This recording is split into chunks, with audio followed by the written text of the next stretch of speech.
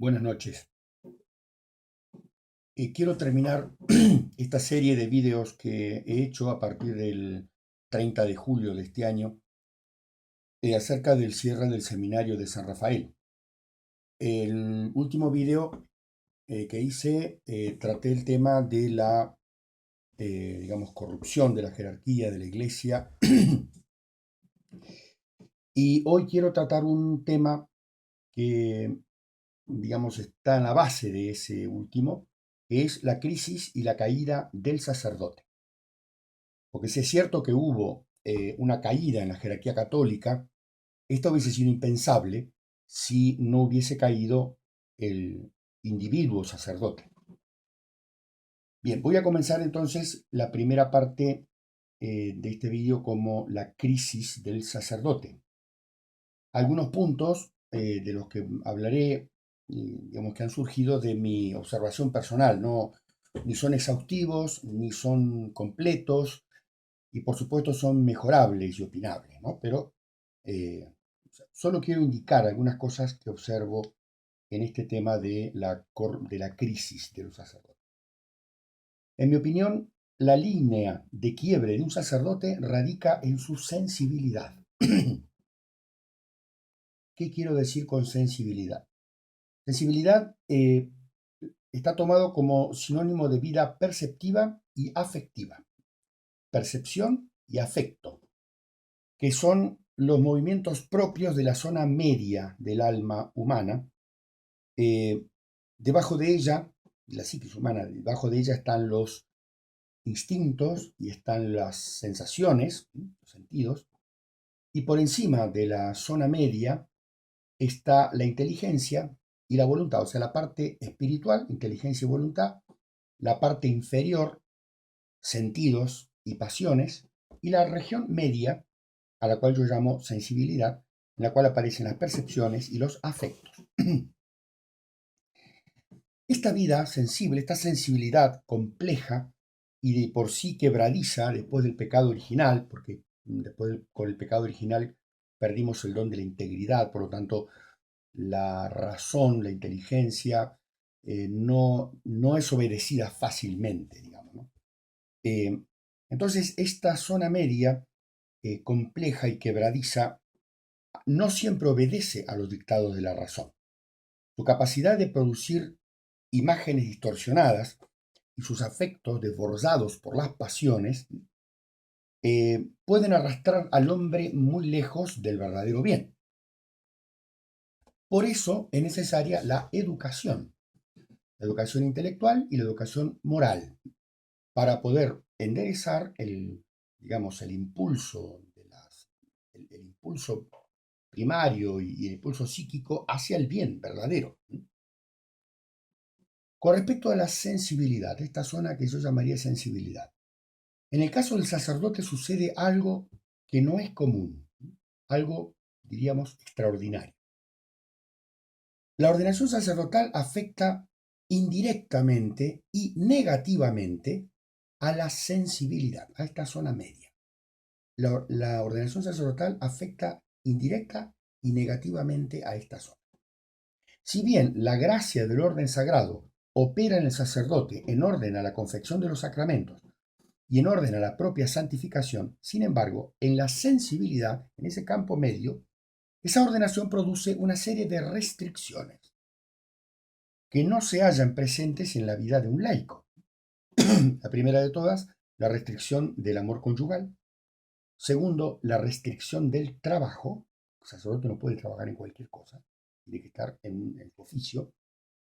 Y tercero, el desplazamiento del juicio propio en pro de la obediencia y de los criterios de los superiores. O sea, la ordenación sacerdotal coloca la sensibilidad de un sacerdote en un estado de tensión psíquica, si comparamos este estado con otras personas que, bueno, pueden perseguir sus bienes, como son formar una familia, son bienes físicos que se pueden observar y palpar. En cambio, el sacerdote, el bien que busca, no lo ve nunca, ¿no? Eso crea una tensión interna. Pero hay más todavía. En el comienzo del ejercicio ministerial del sacerdote, aparece otro punto que también agrega más tensión. El juicio sobre nuestros propios actos, el juicio, el imperativo moral, digamos, ¿no? A ese hay que agregarle otro imperativo más, que es el propiamente sacerdotal. O sea, no solamente yo juzgo acerca de si que lo que yo he hecho está bien, de acuerdo al bien y la verdad, sino también, como sacerdote, si he cumplido con el designio de Dios que se me da a conocer a mí a través de la fe para con las almas. Ese es el imperativo propiamente sacerdotal. ¿He hecho yo lo que tenía que hacer como sacerdote? ¿Ven? Esto es otra cosa que también está fuera del orden humano, digamos, de la sensibilidad común. El accionar del sacerdote está vinculado a las virtudes teologales de alguna manera, porque como ellas, y digamos, están apuntadas hacia Dios, el accionar del sacerdote está hecho para poder ayudar a las almas a llegar a Dios. Esto es teologal, o sea, tiene, digamos, está muy por encima de lo que, digamos, los seres humanos podamos hacer. Intentar conseguir la salvación por parte de las almas que Dios nos ha confiado. Esta es la responsabilidad propiamente sacerdotal. Pero esto es mayor tensión todavía en el caso del sacerdote. El sacerdote ejerce su ministerio en favor de Dios, a quien no ve nunca, en contra del pecado, está en lucha del pecado, a quien tampoco ve nunca. Y, ¿cómo diría? La sensibilidad no ve a Dios, no lo siente nunca. La razón, es el plano superior del hombre, la razón sí que participa de la luz de la fe. Por eso el hombre se mueve, por eso el sacerdote dice, no, tengo que hacer esto. Porque la razón, iluminada por la fe, te muestra lo que tienes que hacer. Y moviliza a la voluntad también. Pero la sensibilidad nunca alcanza a este nivel. No puede ver. Para la sensibilidad, Dios es restricción. Para la sensibilidad, Dios es dolor. Para la sensibilidad, Dios es nada. Nada, porque no lo vemos nunca. El sacerdote se parece en esto como esos pilotos de aviones caza modernos, ¿no? Digamos que no pueden fiarse de sus propios ojos, entonces en su casco tienen como una especie de ordenador. Si no es a través de ese ordenador, de esas pantallas integradas en su casco, no pueden ver. Bueno, al cura le pasa igual, o sea, no puede ver, no puede juzgar con parámetros humanos, su sensibilidad tiene que ser, digamos, restringida para poder navegar bien.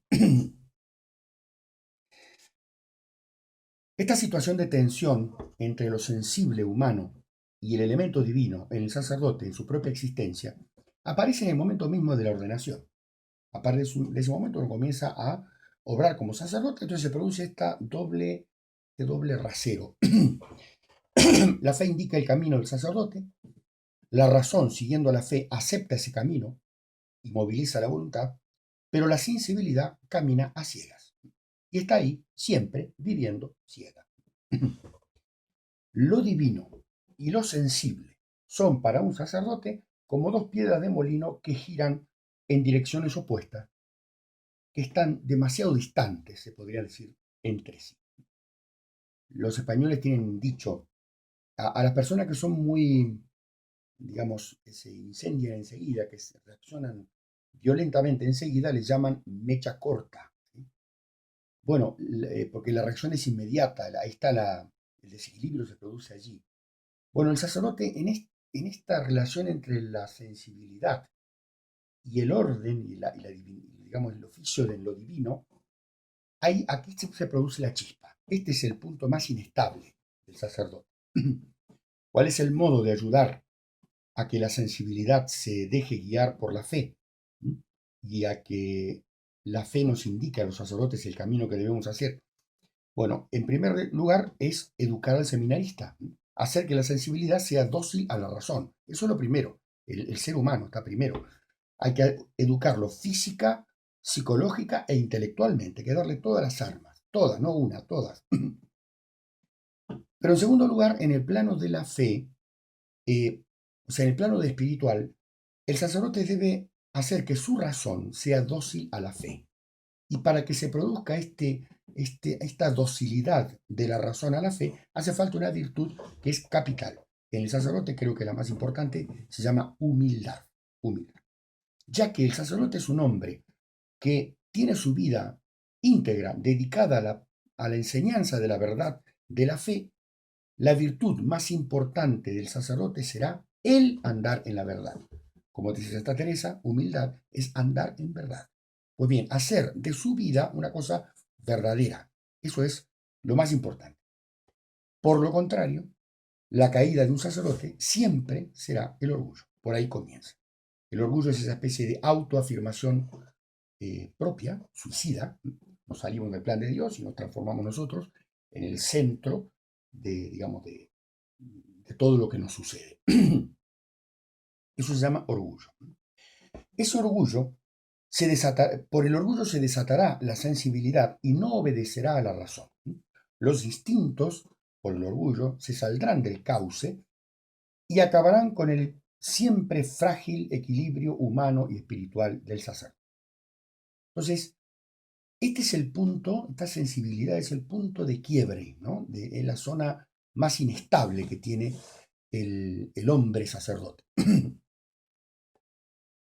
Quiero avanzar sobre el segundo tema de este video, que es la caída del sacerdote. Primero tenemos que ver dónde está la grieta y segundo, cómo cae un sacerdote.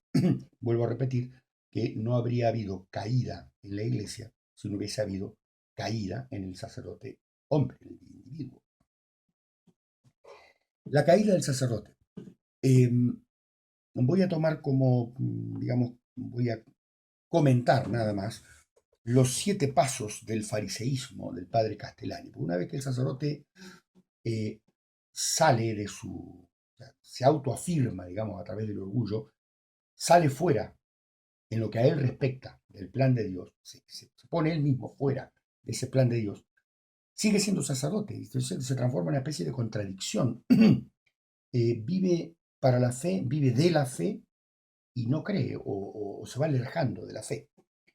Decían los antiguos, corruptio optimi pésima, o sea, lo pésimo, lo peor es la corrupción de lo mejor. O bien, ¿cuáles son entonces los pasos de esta corrupción? Sabemos cuál es la raíz, el orgullo, que, digamos, nos desequilibra.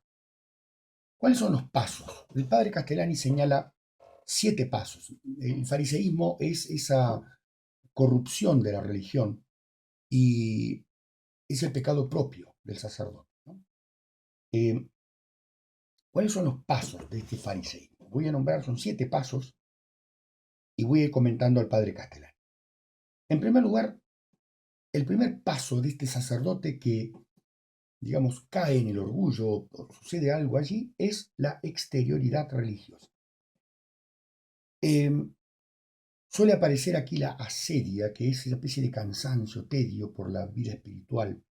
Y si cedemos a esto, aparece el descuido en la oración.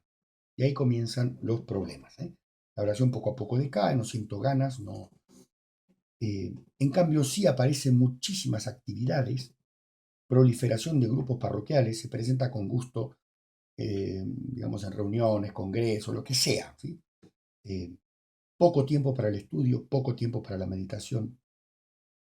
El cansancio físico, porque claro, todas estas cosas hacen que uno salga de sí mismo y se vuelque en un montón de actividades exteriores, exterioridad. ¿Cómo reaccionan los laicos? Yo voy a hablar especialmente del sacerdote párroco, ¿no? Y del laicado de una parroquia, porque es lo que me ha tocado durante toda mi vida. Pero yo puedo ver un poco, o al menos tengo bastante coraje como para decir algo acerca de cómo se ve en el laico este sacerdote vuelto rutinario, exterioridad religiosa. La guerra entre los laicos por desarrollar tareas parroquiales. Eso es lo primero que aparece. O sea, ya no hay una tarea espiritual hacia Dios, sino es una especie de lucha por la colocación, ¿no? Otra cosa que aparece en estas parroquias con sacerdotes, digamos, hastiados, es un activismo, ¿no? Tremendo que convierte la parroquia en un hervidero de gente, reuniones, ONGs, esto, lo otro. Otro elemento también que aparece entre los laicos de esta parroquia es la necesidad de hacer propaganda de la parroquia. ¿Sí? Que banderines, que esto, que programa de televisión, que medio de comunicación. Propaganda de la parroquia. La única propaganda de la iglesia es la obra de caridad. El resto, la iglesia no es un club de fútbol. Bueno, los laicos se ponen a hacer propaganda de la iglesia. Y se produce lo mismo que pasa con el sacerdote, cansancio. En los laicos, cansancio espiritual. En el sacerdote, ordinariamente va cansancio físico y espiritual a la vez. Esto lleva a una segunda caída. O sea, cada una de estas caídas se puede detener. Si el sacerdote se da cuenta de lo que está haciendo y se detiene, pues bien, esto deja de caer y nuevamente la gracia de Dios fluye. Pero nos vamos a poner en la tesitura de que no se da cuenta o que se da cuenta y no quiere corregirse. El segundo paso es la rutina. Todo eso que nos producía hastío, ¿no? Ahora se vuelve como una disciplina, digamos, superficial. No, no me interesa. La hago bien porque soy un funcionario sagrado, ¿no? Un ceremoniero. La soledad y el silencio a este hombre se le vuelve insoportable. La excusa es, yo no soy un monje. Eso es fatal. Perfecciona las ceremonias en su aspecto exterior, es un funcionario sagrado, extiende certificados, ceremonias, cobra por los estipendios, sin lástima, ¿eh? Si alguien no puede pagar, pues lo lamento, hay que pagar para acceder a los sacramentos. Otra cosa importante, descansa como un pagano. El descanso del sacerdote a veces escandaliza a los propios laicos, diversiones mundanas, a veces bajas, muchos viajes, muchos congresos, muchos encuentros, televisión, a veces la lujuria. Aquí entra. La gente de la calle, ¿cómo percibe a este hombre rutinario en lo sagrado y muy despierto en otras cosas? La gente de la calle percibe a la iglesia como una organización temible con la cual no hay que meterse, dicen. En España hay un dicho que está recogido en el Quijote: con la iglesia hemos topado, amigo Sancho. Entonces la gente de afuera ve a la iglesia como una cosa temible, ¿no? Ya no pueden ver al párroco como padre, sino como un personaje público. Fulano de tal, sí, es un personaje. Mala cosa. Tercer paso. El tercer paso de la caída de un sacerdote es la granjería, o sea, el vicio que aparece en la lujuria. Si en la rutina aparece ya la avaricia, si en la rutina aparece la lujuria y en la exterioridad el hastío del alma o la sedia, aquí aparece la avaricia. Necesita dinero teóricamente para hacer las obras de Dios, teóricamente, pero uno lo ve vestido de primera categoría, con gustos muy caros, trafica inmisericordiamente con lo sagrado, las ceremonias se venden y se vuelve adulador de los ricos y gran enemigo de los pobres. Adulador de los ricos, ceremonias para ricos y para círculos de ricos, maltrato y desprecio de los pobres. En esta etapa aparecen los vicios turbios, no ya la lujuria, sino alguna cosita más también. Desórdenes sexuales serios. La gente pobre abandona la parroquia. Ya aquí no vas, en esta parroquia no vas a ver pobre. Lo vas a ver afuera, en todo caso, pidiendo limosna, pero así todo reciben más desprecio que el limón. Cuarto grado del fariseísmo, la búsqueda de poder. El vicio propio de esta etapa es la vanagloria. Este sacerdote vacío ya de Dios, endurecido por la avaricia, impone ahora su voluntad, disfruta imponiendo su voluntad, valiéndose de su autoridad. Sus caprichos son órdenes, sus opiniones son dogmas indiscutibles. Encima busca ser tenido por vivo, por listo, ser festejado o ser temido. El culto se vuelve grosero y sucio. ¿Sí? En el altar no se ve cuidado, digamos. ¿No?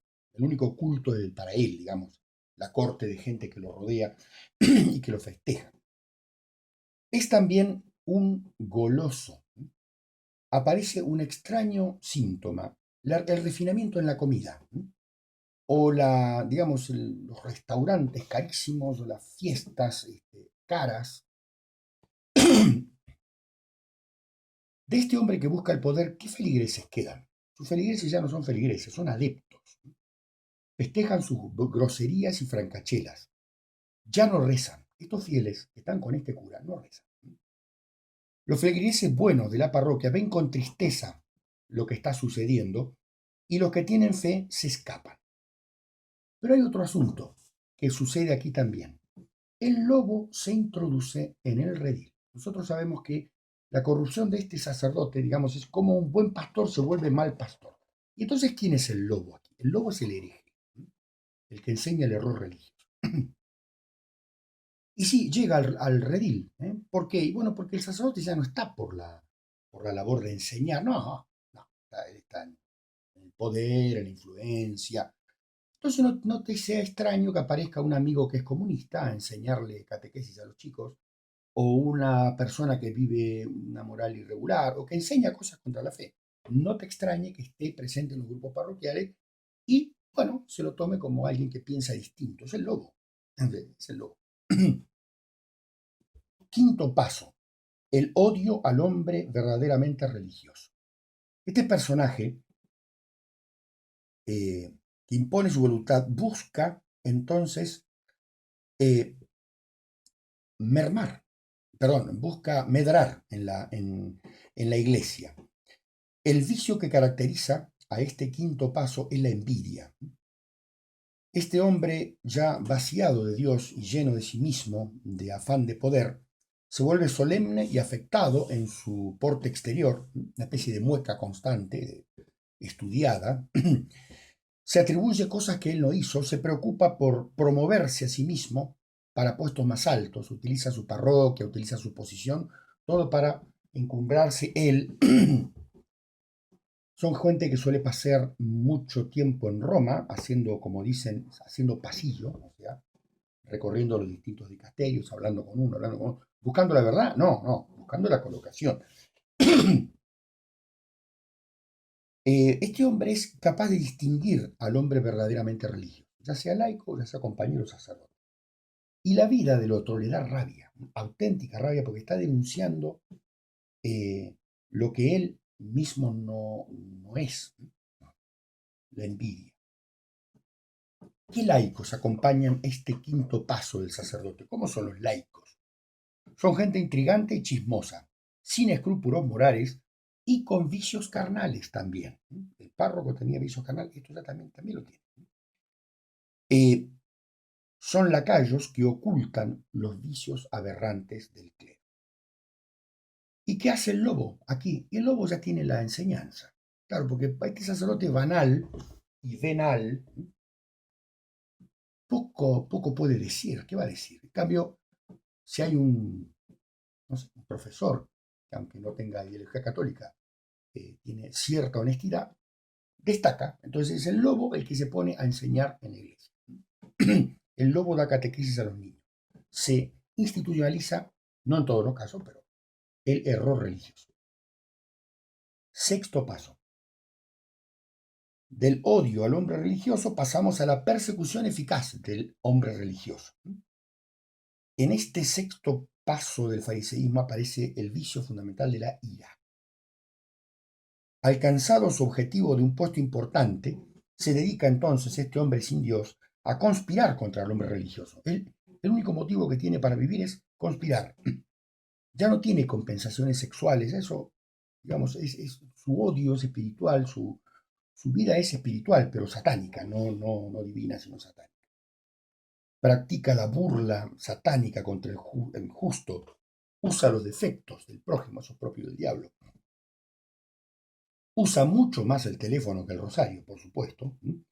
Fragua reuniones con políticos, reuniones con otros eclesiásticos, mantiene redes de contacto para medrar o para neutralizar cualquier otra obra buena que haya hecho algún cristiano.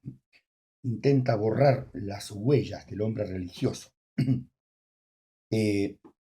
Las obligaciones propias de su cargo, ya sea si es obispo o si es sacerdote, las delega en otro, es capaz de ir a pagarle a otro para que le cumpla los deberes para los cuales él fue consagrado. Y la que se dedica a todo esto, a perseguir, sobre todo eso, a conspirar, a perseguir. ¿Cómo son los laicos en estos, alrededor de esta gente? ¿Son secretarios o agentes ocultos? Aquí aparece el vocero oficial. Estos hombres ya no tienen cuidado de las almas, aunque estén a cargo de una diócesis, sí, pero no les importa. Están en guerra contra la verdad y todo se canaliza a eso. Y como están acostumbrados a disimular, pueden adoptar una figura, una postura religiosa, ya hace rato que la tienen ensayada. Séptimo y último paso, la muerte del hombre religioso, o sea, el crimen. Esto ya es rebelión abierta contra Dios, es la soberbia digamos, en el estado más puro que se puede dar en un hombre. El estado más alto de la soberbia es el del diablo. Ustedes recordarán lo que dijo Caifás a los judíos: es necesario acabar con él porque si no vendrán los romanos y destruirán la ciudad. O sea, es necesario matar. Y estos hombres están convencidos de que es necesario eliminar gente físicamente. Ya lo han machacado y destrozado espiritualmente, pero ahora hay que eliminarlo físicamente también. Entonces buscan aislarlo, hacerle perder la cabeza. Los castigos ponen que son capaces de perder la cabeza a una persona, de que termine en la cárcel. Todo esto desde la sombra, porque su máscara, su porte, nunca lo perdieron. Una vez que adquirieron ese solemne y afectado porte religioso del paso quinto, eso lo conservan siempre hasta el final. Buscan destruir. Cuando no pueden acabar con su integridad, entonces buscan matar. ¿Quiénes rodean a estos pastores, espías y sicarios que reptan en las sombras para recabar información y hacer crímenes? En fin, bueno, estos son los 7 pasos de la caída de un sacerdote de parte del padre Castellani. Yo le he agregado un poquito de cosas de cosecha personal, digamos, ¿no? Y bueno, muy acotada, por supuesto. Que Dios nos dé la gracia de poder, bueno, entender lo que está pasando en San Rafael, lo que pasa también en la iglesia, y nos dé la fuerza y la gracia a los sacerdotes para luchar contra el error y el mal y el pecado. Que Dios los bendiga.